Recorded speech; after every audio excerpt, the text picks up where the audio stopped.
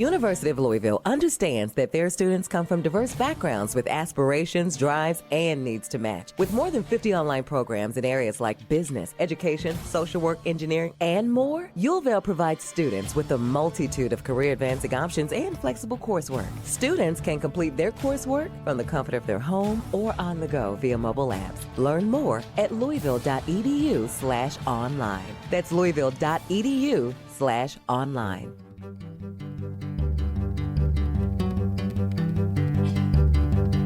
From the University of Louisville's Delphi Center for Teaching and Learning. And the University of Central Florida's Center for Distributed Learning.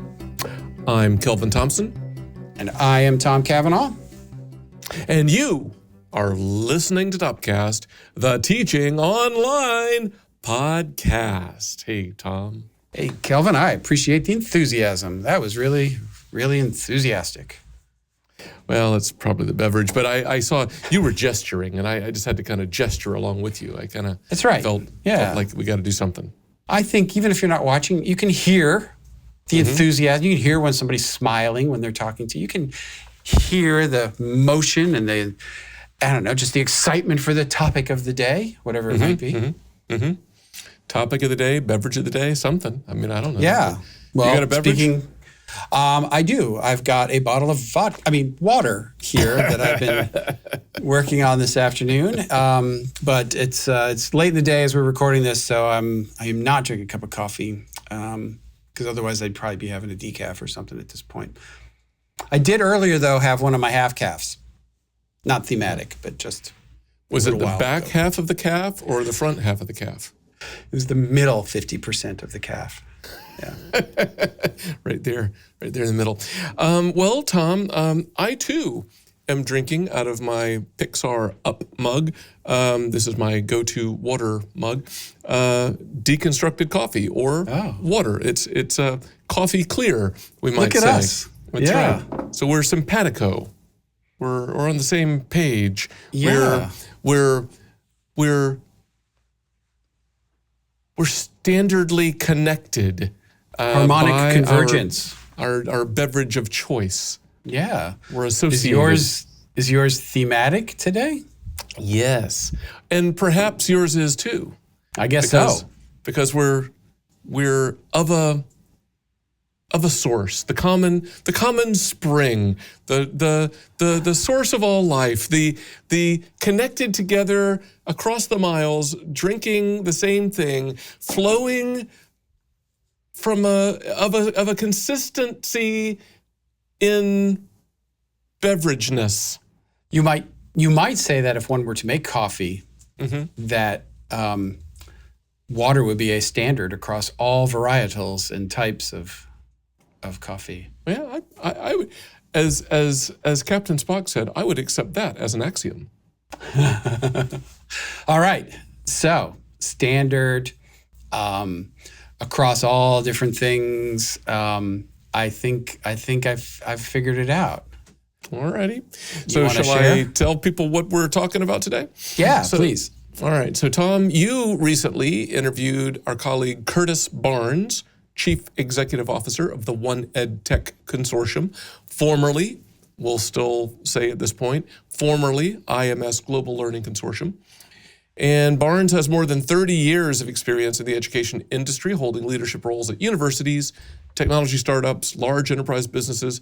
And he served on One EdTech's, formerly IMS Global's, board of directors from 2007 to 2008, and again from 2010 to 2011.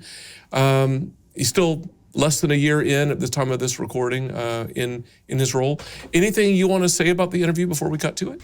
I don't think so. I think it stands on its own. Just a little, transparency that until December 31st of 2024, I did serve on the One EdTech board and got 6 months or so of a front row seat to Curtis's beginning tenure there. I'm no longer on the board. My term expired. I tenured out.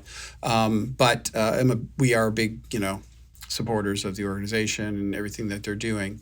So we talked about a lot of different things. I may define one acronym that you may hear, and I don't know, there might be others, but there's a mention of TAMS, and and that's the Trusted Apps Management Suite. And we talk a little bit about trusted apps. And there's a couple of different aspects to that trusted apps ecosystem that we touch on, but there's way more to it than what we have time to discuss. But don't get thrown by the acronym. That's what that means. And you got LTI, Learning Tools Interoperability. I think that's a little bit more commonly understood. LMS, Learning Management System. Yeah. ROI, Return on Investment. Yeah, OneRoster and Caliper and other kinds of things, but those are all part of the One EdTech standards. That's right. Well, from the source of all, the technological marvel that is modern podcast time travel, here is your interview with Curtis Barnes. Curtis, thank you so much for agreeing to be on Topcast. Appreciate it, Tom. Glad to be here. Yeah, so I wonder, the role that you're currently in at One EdTech. I guess it's a little more than 6 months old, and Yep. I wonder in that time. I know that you've instituted some new thoughts, some new strategies for the organization. You're going through that process right now, but for people who have been kind of watching the brand transition from IMS Global to One EdTech, and now with your leadership. If you could just sort of give people kind of a hint on kind of where you think the organization is going as you grow into your first year in the job. Yeah, thanks. So I'm 8 months in, but who's counting? And I'm right. It has been a whirlwind. But 8 months in, I'm really excited about kind of the future of One EdTech, and I am thinking forward a few years, and I see a lot of profound opportunities. But what I've spent much of my time, as you know, the last 8 months doing is really listening to our stakeholders in the ecosystem. And, what I've heard is kind of setting a lot of the priorities in terms of, what the organization needs to do right now. You alluded to the brand change, right? And, that's certainly in the frame, looms large in the frame, candidly. But we've also done some just kind of basic things in terms of going back to our core company culture, right? What do we want the organization to feel like to our stakeholders? And what does that mean to each of us as a team member in the organization? And we started with, well, let's rewrite the vision and mission statements. So if you don't mind, I'm going to test those with you. Okay. We're just rolling those out. And they are, it's not to, impugn the previous iterations of them, but organizations like One EdTech over time tend to add, right, rather than clarify or even remove. And so I would say that a lot of our messaging has gotten a bit, kind of complexified, and we're losing the central threads. And so I'm really happy where this work landed. So it starts with our vision, which is we've envisioned a global future where technology seamlessly amplifies the power of learning. It's super crisp, good. And our mission is we unite the education community to build an integrated foundation of open standards that makes educational technology work better for everyone, reducing complexity, accelerating innovation, and expanding possibilities for learners everywhere. And same thing, like really crisp it up. If you go back and you look at the other ones from before, they're a third the length and a lot of clarification. So, but still absolutely consistent with exactly right. Historical mission and what IMS and One EdTech have always been about. So I don't think it's a departure at all.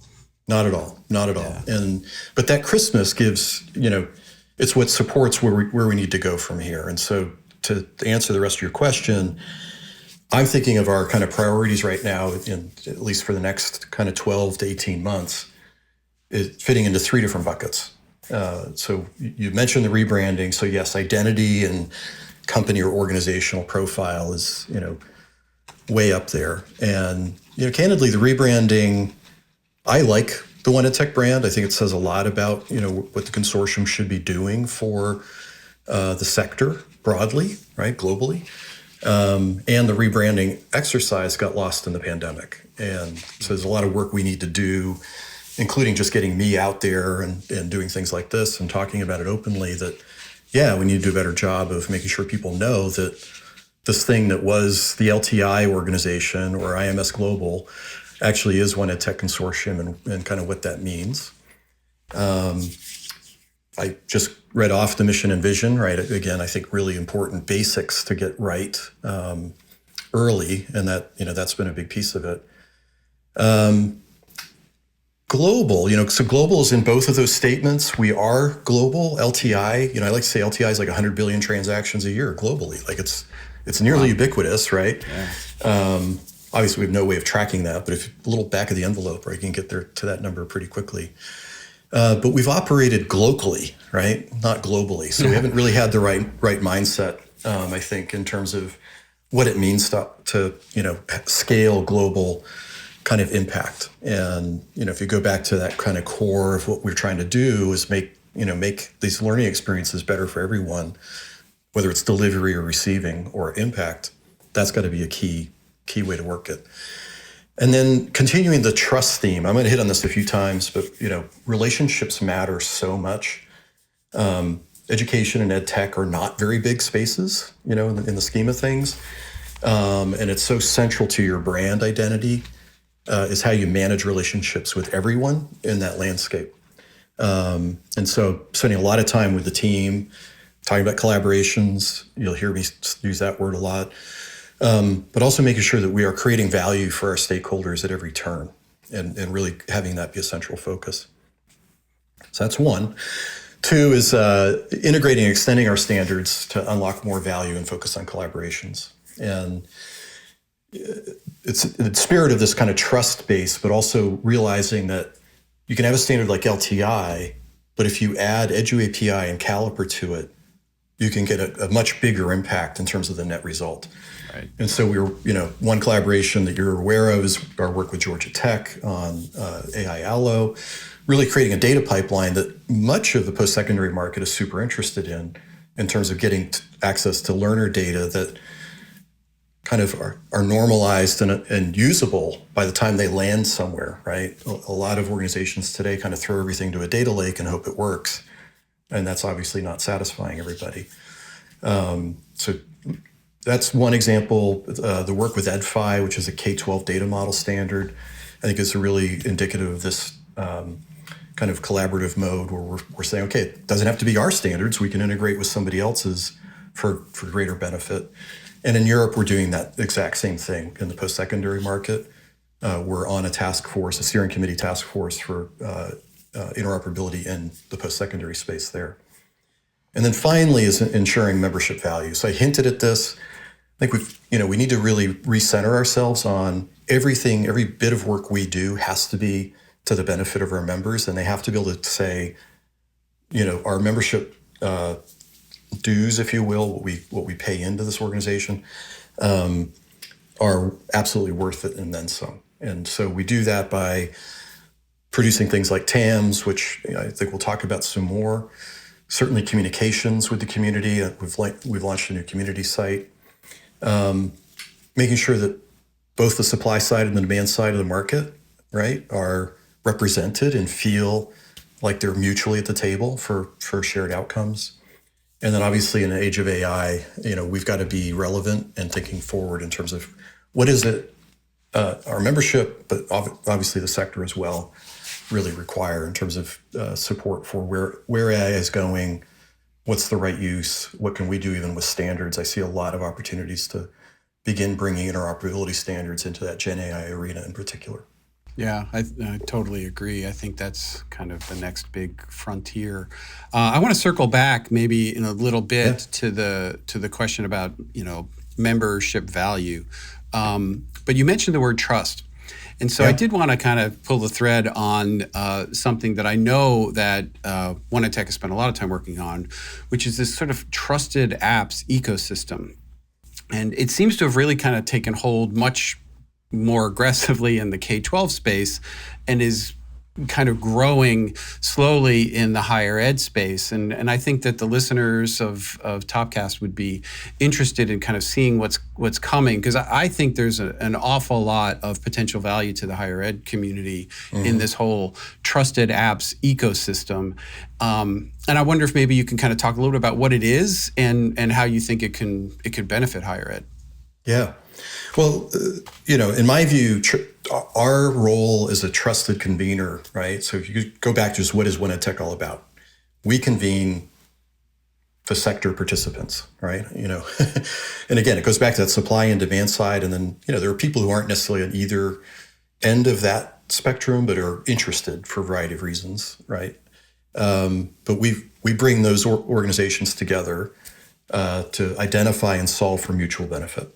And insofar as that manifests, it's basically we're creating public good, right? Our standards are open standards. They're available. There's no paywall to get to the standard. And so, we literally are creating things that are very valuable in the market. LTI is a great example. What we do, though, is we create these certification protocols. So we are able technically to say this standard has been implemented in this supplier's product or in this institution's homegrown application, has been implemented with fidelity and meets the level of standard, which means a bunch of things ensue from that in terms of reducing switching costs or improving interoperability with all the other applications in the ecosystem and so on. And that's where this kind of trust theme, to me, it's like referred to as the backbone of what we do. And I think Tom, that we have these kind of practice standards as well that are based on rubrics that, again, are built, with the membership, with the community, that also give quality indicators around applications. And so what Trusted Apps is really the idea that we've collected information about, I think it's 12,600 applications now in the entire market. And where they are certified, we indicate that. We give a lot of information about the certifications. The companies give, they help provide detail in their profile to us. And so if they're LTI certified and they have a certain rating on our data privacy and security rubric, and all of that information is there. And, there's a lot of other information that we're adding to in terms of EdFi certifications, will show up in that. We're cross-sharing with different organizations as well. So it's becoming this rich repository of information about the applications in the EdTech ecosystem, where we're giving these kind of indicators of, these are quality providers, they do certain things, you can trust them, right, in essence.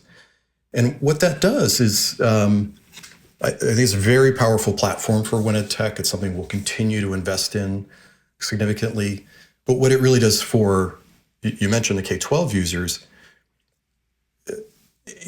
certainly in the pandemic, as you probably know, a lot of schools, a lot of K-12 schools went crazy getting apps to support their online delivery. And a lot of them ran into problems, particularly in data privacy and security. And so that rubric in particular, and it's something we do the vetting, right? Very valuable, because there are a lot of districts who would allocate a whole human being or two to the job of vetting the applications, right? So you think about literally tens of thousands, if not hundreds of thousands of dollars of investment in a district doing vettings of their own, probably based on, some kind of homegrown model. We're doing that for everybody. And so K-12, it took off. In the post-secondary space, the feature set needed to be slightly different for higher ed to use it effectively. And so we've built a lot of those features and capabilities out, and obviously we'll continue to roll them out. But we're seeing a lot of interest now for both the data privacy thing, but also using it as a resource to support internal compliance, right? So CIOs and CTOs want to be able to say, these are the 400 apps that we have approved, right? Please, nothing else without coming through us. So kind of future-proofing. It helps prioritize, helps schools make decisions about who to partner with. We have tools now where you can put your own signals in, right? So additive to our signals about an application, you can add your own. So UCF, thinks X about, this application. And where that goes is it begins to help simplify the procurement process. It should help reduce integration expenses because you have better clarity that these are the organizations that are meeting the standards, reduces switching costs, all of that. And a thesis we're testing with a lot of organizations right now is all of those data are very supportive of the accreditation process. Because you can actually, in a documented way, say the apps we have that are supporting our learners fit into this kind of framework of trusted, secure, reliable products. Yeah. I mean, I'm so glad to see this coming to fruition. I remember years ago when we sort of first started getting really actively involved in IMS at the time, having a conversation with might have been Sean DeMonter at Michigan. And it's like, well, UCF's procurement requirements for information security compliance and like other things, it's like 80% the same of what Michigan's was. And like, why are we both, we're both trying to adopt this same platform. Why are we both going through it? But I mean, that's valuable in and of itself, but that's very much sort of surface level. But, just the kind of discoverability that's out there of like, I didn't even know that app was available. Look at that. And that's certified. And then you've got a whole certification program, the Tackle training program for leaders. I mean, I think it'll have a lot of value for the higher ed community, which sort of leads into kind of the final question that I have, which is, you talked about membership value and, we find a lot of value in being an active member of One Ed Tech and participating in the development of the standards and being in the working groups and things like that. And we sort of feel a responsibility for that. But for people who are not yet members, I wonder if you can kind of, share with them why you think it would be good for them to join. Yeah. And I'm super interested in having a much bigger, post-secondary market presence on the platform. The very simple answer is it's the power of having a big population of like-minded organizations on representing kind of the needs of that segment of the market. So I should give it just a touch of history here, right? Which is in the early days of IMS in particular, the institutions that came to the table were those that had and could steer the standards, particularly in the early days of LMS, right, as it was rising. And I could see why a lot of other institutions said, well, we can't really play at that table. We don't have the resources or the time. We'll let our brethren, if you will, carry the banner for us. But these days, look, to me, it's about back to that two-sided market theme, right? Which is the bigger voice you have around needs of the sector, right? What does post-secondary need writ large? Gives a bigger voice to product market fit. And the more who are represented on that side of the table, the more suppliers are going to listen, right? They're going to understand. And, our community is very, in itself, there's a lot of collaboration, right, across that spectrum and across the table, if you will. Suppliers really use us for that market access, not just to sell, but to understand better what the needs are, what the feature requirements are, clear insights to the market and the pain points. So it starts there, first and always. Then there's just the community of practice, right? So a lot of shared best practices, how to leverage the standards, the frameworks, tapping into if you're in post-secondary, okay, we've got our LMS arena sorted out, but what about credentials? Like, how do we then venture into that? What are we thinking about in terms of the shift in the landscape of credentialing, both academic and non-academic, results or patterns? Certainly, being part of these bigger market opportunities like AI Allo, I think, becomes a thing. It's creating a category, if you will, that organizations can productize against, and sharing, the capability to roll those things out at scale is super important. I mentioned AI. We started early with just ethical, safe use. but coming to the table and helping us understand, what are those interoperability points, right? Say Gen AI, a lot of schools they've built things or they're using chatbots or different tutoring systems. Where are all those data going? What's the right interoperability to get those data into a meaningful condition where you can leverage them to actually affect, outcome? And then finally, TAMS, I think, in many ways, for most institutions, I think TAMS is such a valuable resource that it should preserve that ROI, but there's a lot of other benefits to being a member in terms of the other resources and interactions. I hear a lot at our conferences, because we do events as well, that practitioners, right? So people like you, are able to use the events to meet people they wouldn't otherwise normally communicate with in their day-to-day, right? And that could be a relatively more IT person with an academic.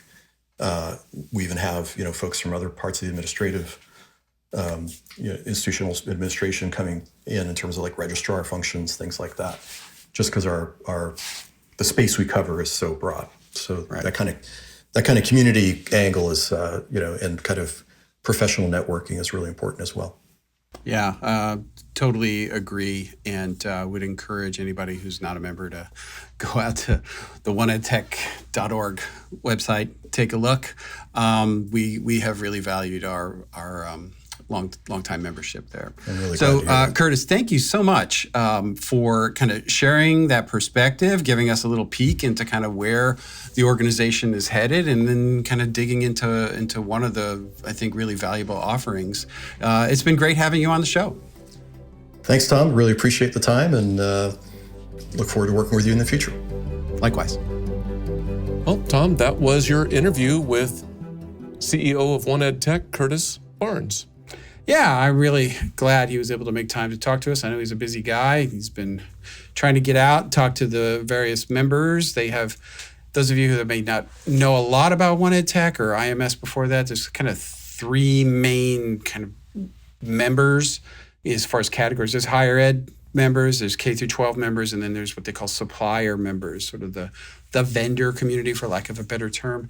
And they all work sort of harmoniously together to kind of advance impact through standards and learning and student growth and development and all of the good things. So I know he's busy, and so I appreciated him taking the time.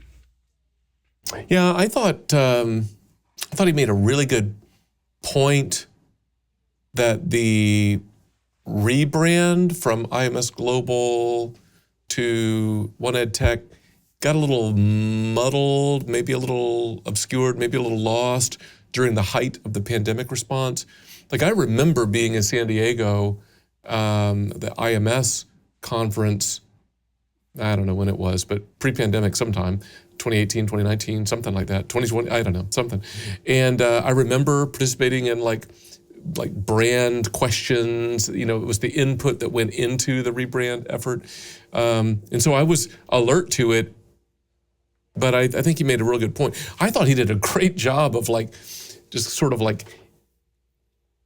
embodying, right, the vibe of the vision, mission, statement, and just these, he said the word crisp a lot, kind of got that across very cleanly, I thought. Yeah, I agree. And I joined the board during the middle of that brand transition. So maybe I'm not a good person to ask if it kind of got obscured during the during the pandemic. But boy, that sure seems right to me, because everything else did. So the timing was probably not great for a big transition like that. But I do think that the new mission vision that he shared, I thought it did kind of clarify. I think that was the way he said it, and decomplexify, something like that. Right. And that's good. But what I also was glad to hear, it wasn't like some radical departure from the historical mission of IMS and One Ed Tech. It was sort of just a further enhancement, refining of what has always been core values, which, as someone who's been involved for a long time, I was glad to hear. So I thought that was a good evolution for them. Yeah. I know our time is growing short. Anything else that you want to comment on about One Ed Tech, Curtis? Just the maybe interview? the last thing I'll say is that it's there's so much more to the organization that we could cover in a short interview, and I would encourage you, if you're curious, to get out there and take a look, because it may be powering so much of what you do at your institution, and you just don't even know it. And it's kind of working behind the scenes, the standards, LTI you mentioned, but others as well. And it's potentially worth getting involved so you can have your voice heard to make sure that what is being developed meets your needs. And it's one of the reasons why we're involved. So shall I try to land the proverbial plane? Please proverbially do. Awesome. All right, so One Ed Tech is definitely part of our broader digital learning higher education community. And it offers a unique value proposition, I think, to both members and users of the standards. So I would suggest keep your eye out for new initiatives that are coming down the pike, such as trusted apps for the higher ed community. It's been very successful in the K-12 community. And if you're so inclined, consider becoming a part of the community. Good. That's good. Well, I was glad to be sharing a cup of deconstructed coffee with you today. The standard underlying all coffees. That's right. Clean water. And until next time for Topcast, I'm Kelvin. And I'm Tom. See ya.